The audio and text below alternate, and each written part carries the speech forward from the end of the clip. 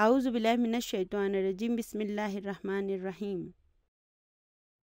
ہم روزانہ نہ جانے کتنی بار اسے پڑھتے رہتے ہیں، لیکن آج ہم اس کا تجزیہ کریں گے۔ کس کا؟ چلیے دیکھتے ہیں کس کا۔ چلیے میں لکھتی ہوں اسم۔ ہم اکثر اسم کے اس لفظ کو استعمال کرتے رہتے ہیں۔ اسم کا مطلب ہوتا ہے نام۔ اردو میں بھی ہم کہتے ہیں نا کہ آپ کا اسم گرامی کیا ہے، تو یہ اسم لفظ جو ہے یہ اردو اور عربی دونوں میں موجود ہے۔ اور ایک اور بات یاد رہے کہ اسم کا جو یہ حمزہ ہے نا، یہ حمزہ وصل ہے۔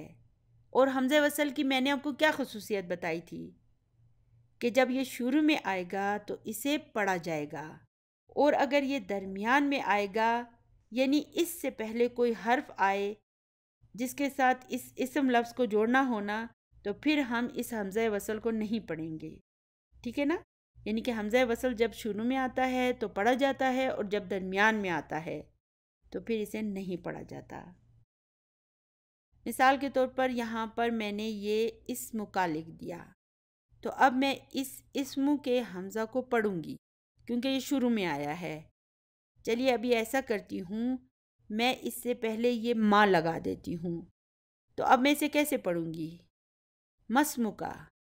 اب میں یوں نہیں کہوں گی ما اسمو کا، نہیں، اب یہ حمزہ نہیں پڑھا جائے گا، تو یہ ہو جائے گا مسمو کا۔ ماں کے اوپر جو فتح ہے نا، اسے ڈائریکٹ میں سین کے ساتھ ملا دوں گی، مسمو کا، یعنی کہ تمہارا نام کیا ہے۔ اسی لیے اب میں اس اسمو پر حمزہ وصل کا نشان لگا دیتی ہوں تاکہ ہمیں یاد رہے کہ اسمو کا جو یہ حمزہ ہے نا، یہ حمزہ وصل ہے۔ چلیے ابھی میں ایسا کرتی ہوں، اس کے آگے اللہ ہی لگا دیتی ہوں، تو یہ ہو جائے گا اسم اللہ، یعنی کہ اللہ کا نام۔ اب میں اس سے پہلے ایک حرف جر بھی لگا دیتی ہوں، تو اب میں اس حمزہ کے اس کسرہ کو نہیں پڑھوں گی، اسے مٹا دوں گی، تو یہ ہو جائے گا بسم اللہ۔ یہ جو با کے نیچے کسرہ ہے نا، اسے میں ڈائریکٹلی سین کے ساتھ ملا دوں گی۔ اس طرح ملا کر پڑھنے کی صورت میں اس حمزہ کو نہیں پڑھوں گی۔ دیکھیں ابھی اگر میں اس بی کو واپس ختم کر دوں نا، تو پھر یہ واپس اسم اللہ ہی ہو جائے گا۔ اب میں واپس اس بی کو لگا دیتی ہوں، تو اب یہ بسم اللہ ہی ہو جائے گا۔ تو اس کے بعد کیا ہوتا ہے؟ الرحمن الرحیم۔ اچھا تو مجھے بتائیے کہ کیا قرآن پاک میں بسم اللہ کو ہم اسی طرح لکھتے ہیں؟ نہیں لکھتے نا۔ قرآن پاک میں اس حمزہ وصل کو بھی نہیں لکھا جاتا، تو پھر قرآن پاک میں اسے کیسے لکھا گیا ہے؟ بسم اللہ۔ دراصل حضرت عثمان رضی اللہ تعالی عنہ کے زمانے سے بسم اللہ کو اسی طرح سے لکھا جا رہا ہے، یعنی کہ اسم کے اس حمزہ کو لکھنے میں بھی ڈراپ کر دیا جاتا ہے۔ اور یاد رکھیں کہ اسم کے اس حمزہ کو ہم صرف بسم اللہ میں ہی حذف کریں گے، اور باقی کسی اور جگہ پر ہم اس حمزہ کو حذف نہیں کریں گے، کیونکہ حضرت عثمان رضی اللہ تعالی عنہ کے زمانے میں جو قرآن پاک کی کاپیز بنائی گئی تھی، ان میں بسم اللہ کے اس حمزہ کو حذف کیا گیا تھا، اس لیے آج تک سب مسلمان بھی بسم اللہ کو اسی طرح سے لکھتے ہیں۔ اب یہاں پر اسم کے حمزہ کو لکھا بھی نہیں گیا، ٹھیک ہے نا؟ پڑھنے میں تو ویسے ہی ہم حذف کرتے ہیں، لیکن یہاں پر لکھا بھی نہیں جاتا۔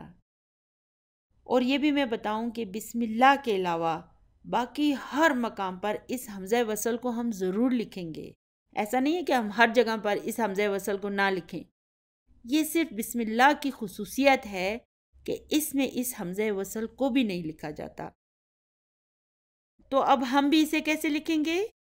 بسم اللہ۔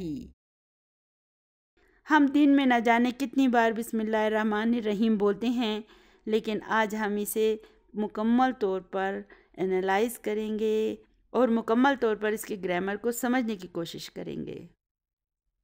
تو چلیے ابھی بسم اللہ الرحمن الرحیم کو اینالائز کرتے ہیں۔ تو یہاں پر یہ بھی کیا ہے؟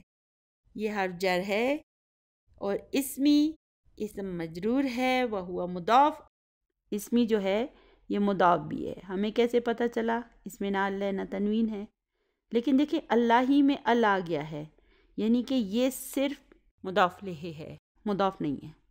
ٹھیک ہے، اگر اللہ ہی میں ال نہیں ہوتا تو ہم کہتے کہ یہ بھی آگے سے مضاف بھی ہے، لیکن اس میں ال آ گیا ہے، ٹھیک ہے، اس لیے یہ صرف مضاف لہ ہے۔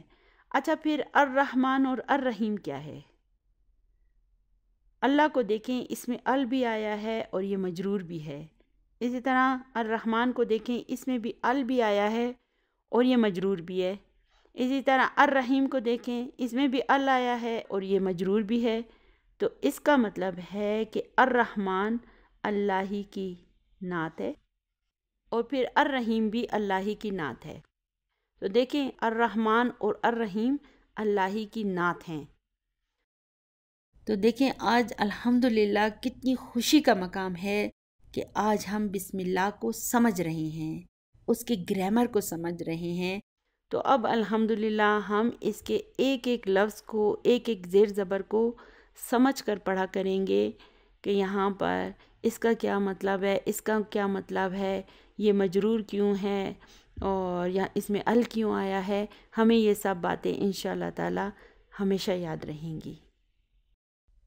ربنا آتنا فی الدنیا حسنۃ وفی الآخرۃ حسنۃ وقنا عذاب النار۔ سبحان ربک رب العزۃ عما یصفون وسلام علی المرسلین والحمد للہ رب العالمین۔ جزاکم اللہ خیرا کثیرا۔ السلام علیکم ورحمۃ اللہ وبرکاتہ۔